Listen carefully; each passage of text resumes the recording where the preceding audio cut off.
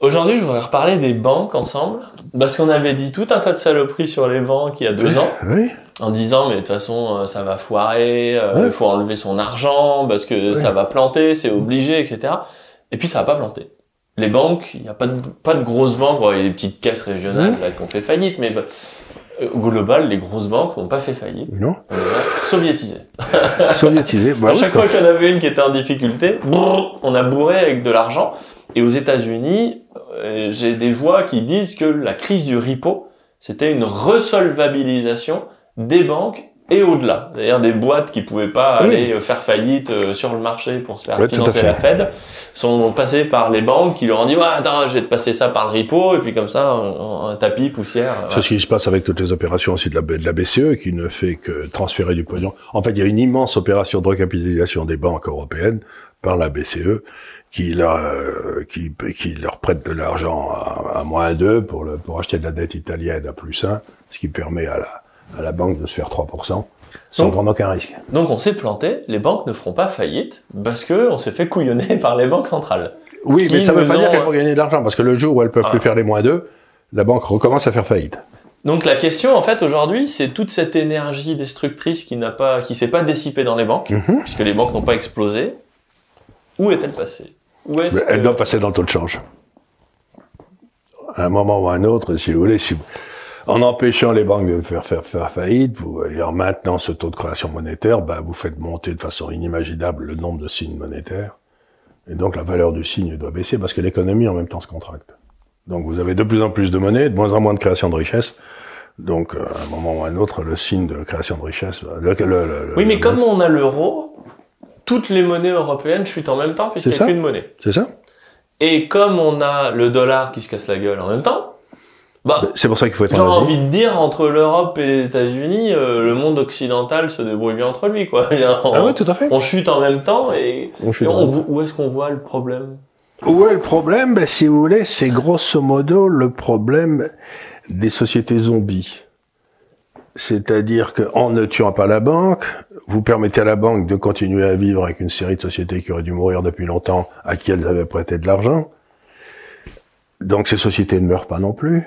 Donc il y a du capital et des gens qui restent à travailler dans des endroits où ils ne devraient pas rester travailler, ce qui entraîne à terme une baisse structurelle du niveau de vie, une baisse structurelle de la croissance, une baisse structurelle de la productivité. Et donc en fin de parcours, on se retrouve avec l'Union soviétique où... En fait, j'ai l'impression qu'on a réalisé le programme de Mélenchon, moi, de plus en plus. Mais c'était que Mélenchon, il disait, il faut financer les États par les banques centrales. C'est fait. Voilà. Je sais plus, 90% de la dette Covid qui a été achetée par la BCE. Bien sûr. Pas de problème. Qu'est-ce qu'il disait, ce brave homme? Enfin, un revenu universel. Voilà. C'est fait. Aujourd'hui, on paye un tas de gens à rester à la maison. Alors, c'est pas fait exactement comme, mais on a quand même envoyé quelques centaines de milliards. Absolument. Il voulait aussi que tout le monde soit fonctionnaire, en gros. Vu qu'on est tous payés par les banques avec des entreprises zombies, c'est presque fait. Oui. Je veux dire, on est... et donc on va se retrouver... Moi qui pensais qu'on avait Macron comme président, en fait, c'est plutôt la politique de Jean-Luc qu'on nous a vendu là. Mais je crois automatiquement, si vous voulez... Sauf qu'on n'a pas eu le RIC. Lui voulait le RIC. Non, on l'a pas eu, ça. Non, il ne faut pas rigoler. Grosso modo, ce qu'on a fait, c'est qu'on a maintenu en vie les diplodocus. Et donc, les mammifères vont jamais sortir. Et donc, on va se retrouver avec d'énormes iguanodons qui bouffent de l'herbe, qui sont gentils, qui ont des yeux comme ça, et qui servent à rien. Mais qui sont des espèces de parcs dans lequel on mettra des gens, comme disait Brejnev à Nixon, quand Nixon avait visité l'Union soviétique à l'époque, il avait dit à Nixon, mais voyez, nous, on fait semblant de les payer, ils font semblant de travailler. C'est très cynique. Oui, mais c'est ça. On va dans un monde où on fera semblant de payer les gens, et ils feront semblant de travailler.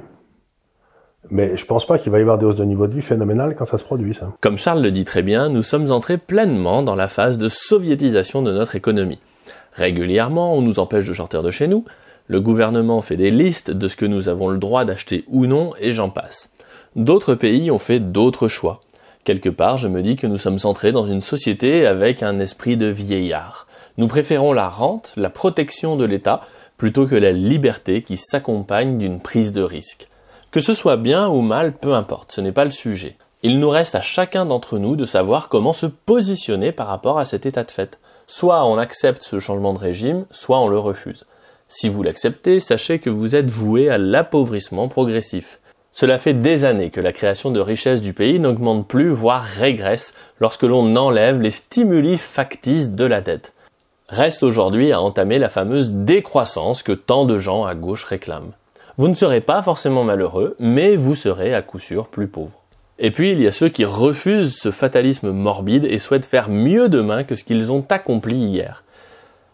Dans ce cas, il y a deux dimensions au problème. La première, votre activité. Soit vous voulez progresser et créer, alors il vous faudra travailler dur dans des structures dynamiques, ou alors créer vous-même votre entreprise au sens large du terme.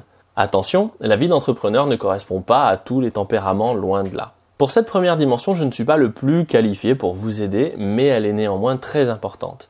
Et puis, la deuxième dimension concerne la façon dont vous allez gérer l'épargne que vous allez dégager en travaillant. Là, je peux vous en dire deux mots, puisque j'ai créé 2 sociétés dans ce domaine et que je suis en cours de création de 2 autres pour 2020. Une pour vendre les services de grand angle dans le monde et l'autre pour être capable en 2021 de gérer directement l'argent des clients qui voudront bien me confier leur épargne en gestion. Je vous en reparlerai. Concernant la gestion de votre épargne, nous avons encore la chance de pouvoir faire circuler notre argent à peu près comme nous le voulons. Vous pouvez donc très bien envoyer votre épargne dans les pays et les entreprises qui désirent un avenir prospère. Je pense bien évidemment à l'Asie qui a pris un énorme ascendant durant la crise des mesures anti-Covid puisque la Chine ou le Japon n'ont pas massivement imprimé d'argent pour faire face à cette crise. Mais je pense aussi à des entreprises bien gérées, comme mes fameux Air Liquide, ou à des sociétés de haute technologie qui inventent littéralement le futur, tout comme je pense à des entreprises simplement bien gérées, qui ne vont pas révolutionner le monde, mais qui font bien leur boulot, comme Danone par exemple. Bref, il y a une multitude de possibilités où placer son argent pour le mettre en risque, afin de profiter de la future création de richesses des années qui viennent.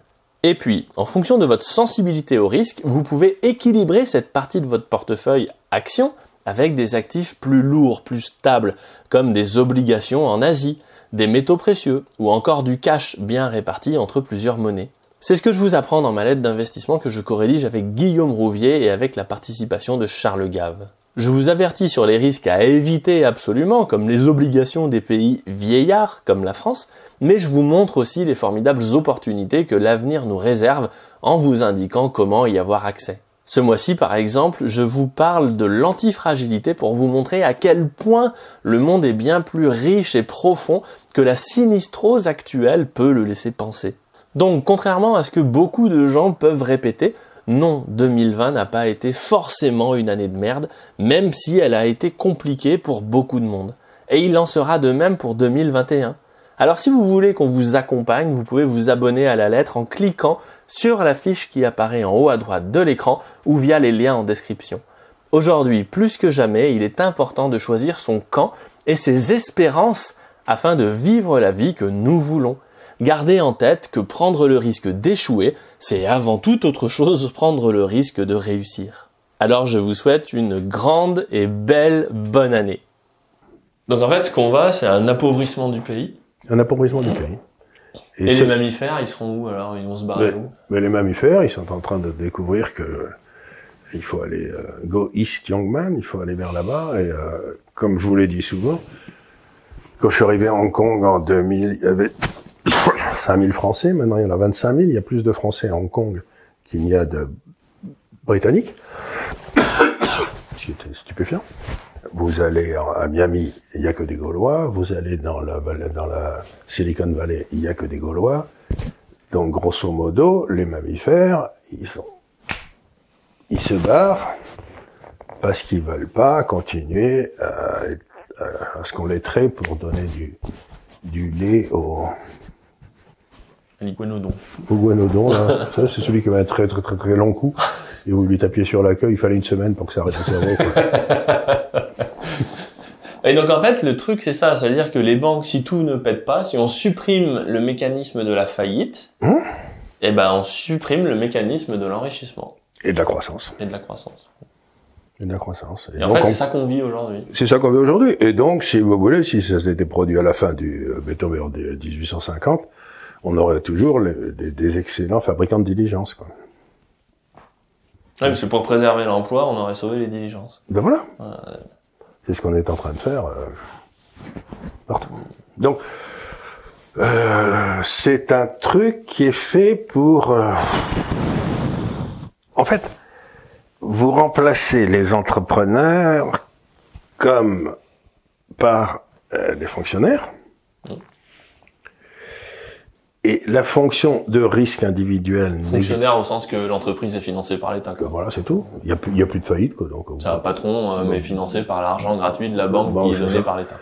Et donc, à ce moment-là, quand vous faites ça, ce qui se passe, c'est qu'il n'y a plus de risque individuel, mais le risque collectif augmente, mais sans que les gens s'en aperçoivent, d'une rupture du système lui-même. C'est-à-dire, c'est pas...